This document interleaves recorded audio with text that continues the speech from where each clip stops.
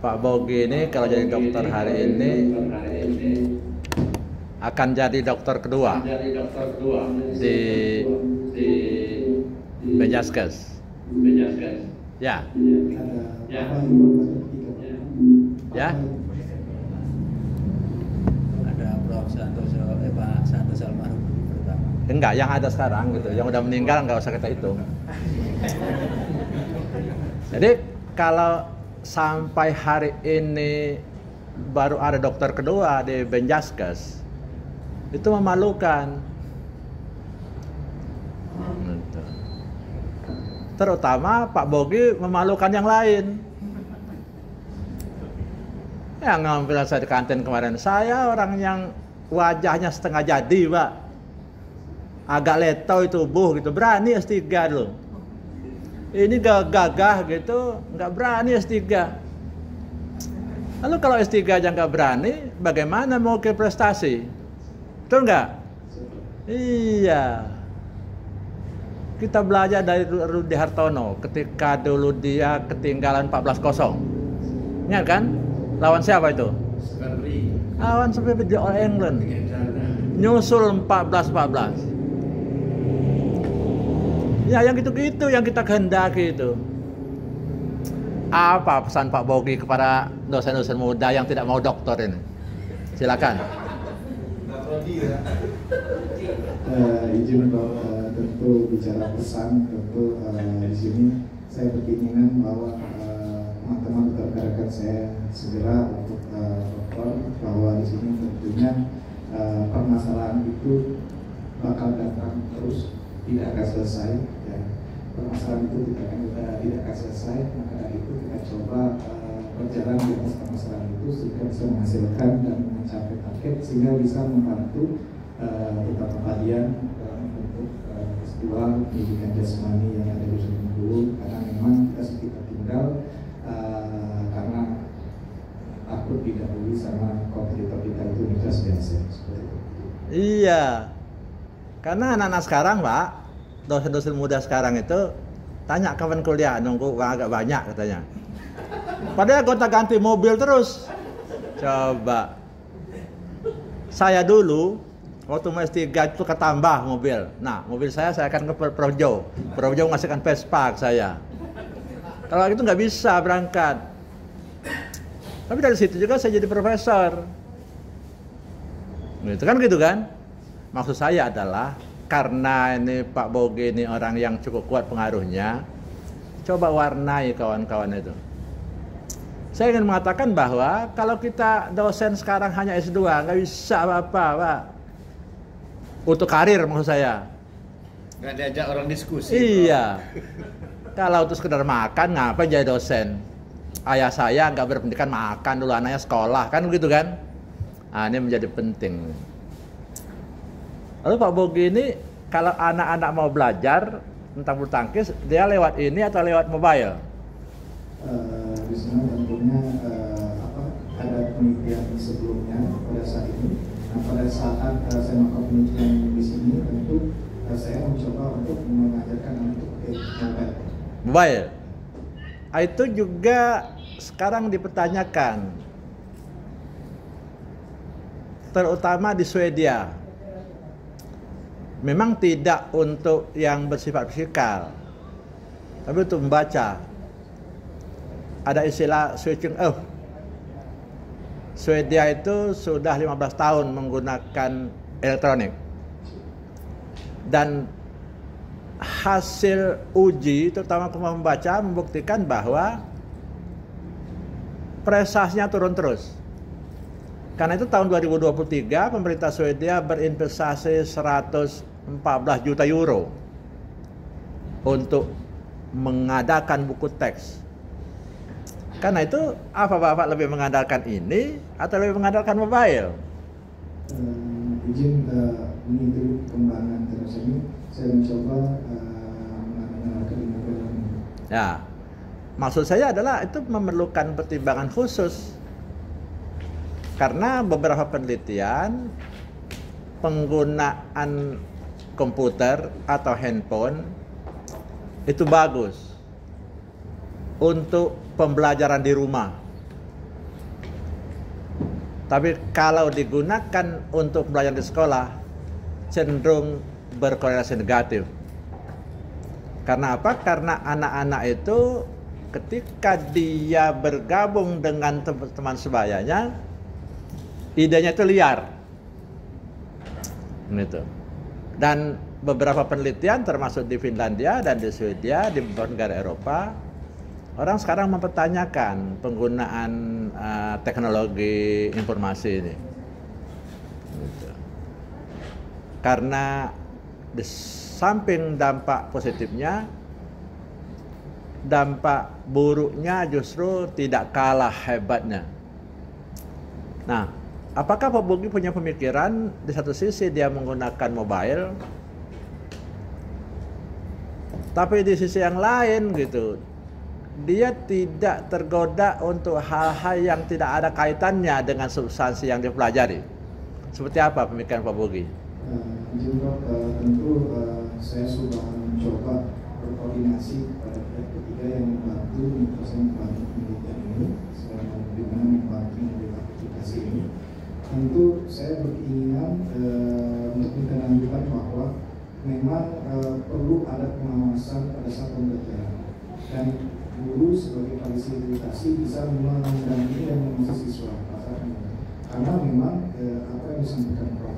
sebelumnya bahwa dampak negatif pada saat mereka berkumpul itu tentu ada di lapangan, tetapi bagaimana kita meminimalisir itu, yaitu saya mencoba bagaimana pada saat mereka keluar aplikasi itu bisa terpantau oleh server aplikasi guru, sehingga anak-anak itu bisa terbatas pada saat mereka aplikasi. Karena seperti pada saat kita mengatur ujian UTBK, apabila mereka dia keluar ke aplikasi itu akan terpantau dan bisa terputus dan bisa terkoneksi dengan pada guru.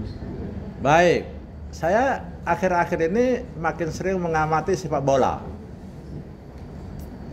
Apa ciri dominan tim kita?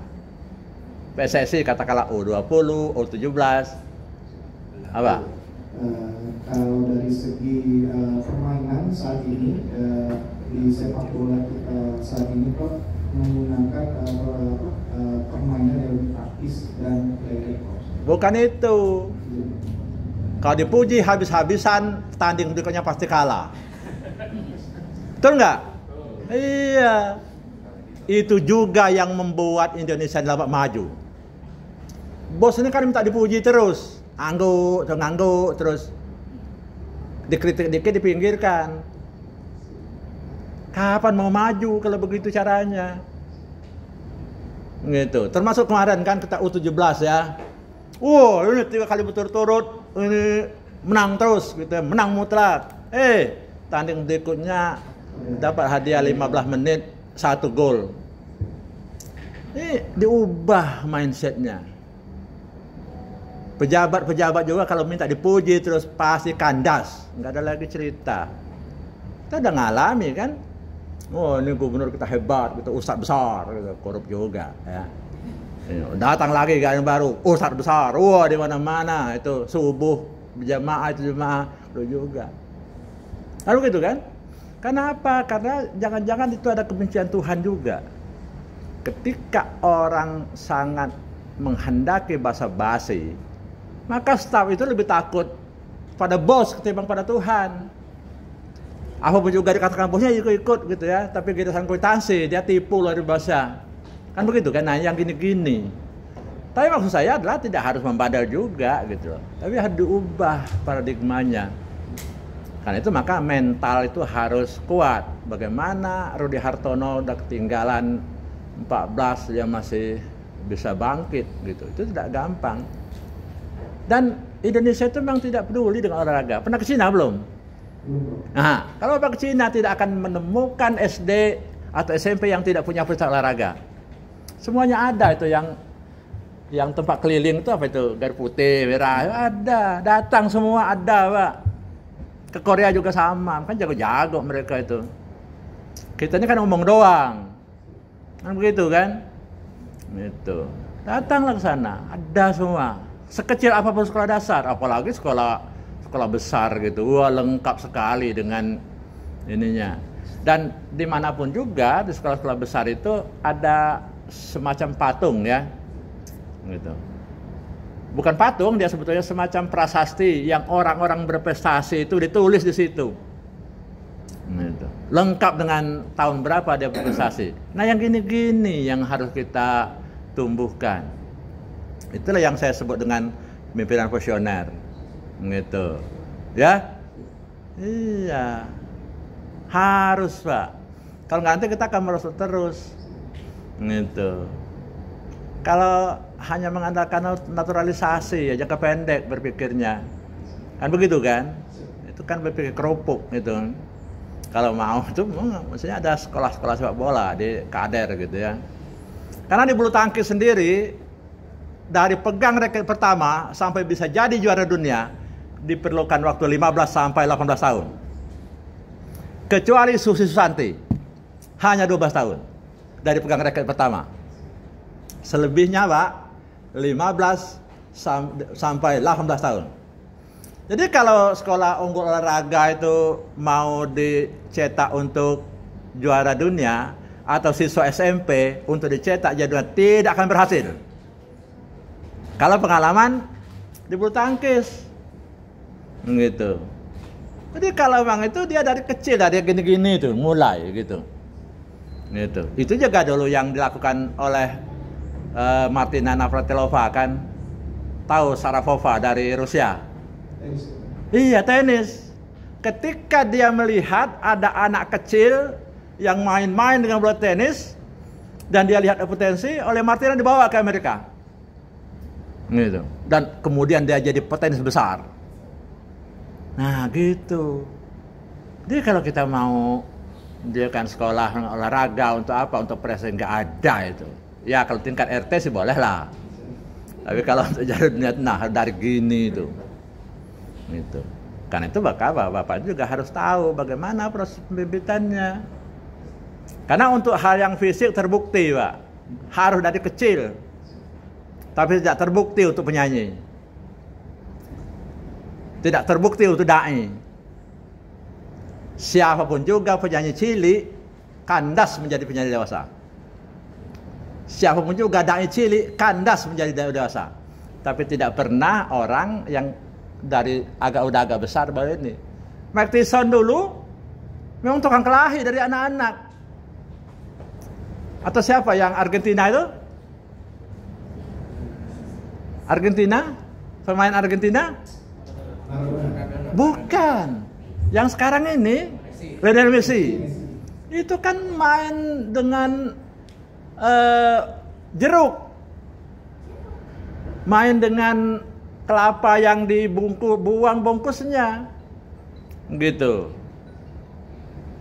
Tapi kalau dulu dia ditemukan misalnya mulai latihan di SMP atau SMA, enggak bakalan, Pak. Karena diperlukan waktu puluhan tahun untuk bisa menjadi. Nah, yang gini-gini juga penting kita, Bapak. Nanti kalau mau, coba seperti yang salah oleh Prof Jo tadi, bentuklah sekolah-sekolah olahraga kecil gitu ya. Asal jangan dengan lapor dengan gubernur dan wali kota. Kalau nanti lapor dengan gubernur wali kota, itu pendidikan gratis. Boleh, asal gratis. Ya, dari mana? Itu ya. Itu. Karena kan kalau mau tuh mahal. Sebenarnya mau sekolah pilot itu kan harus menyiapkan uang kira-kira 3 miliar. Anak mau sekarang ke pilot hanya punya uang 1 miliar mimpi. Kan begitu kan? Oke, selamat Pak Bogi ya.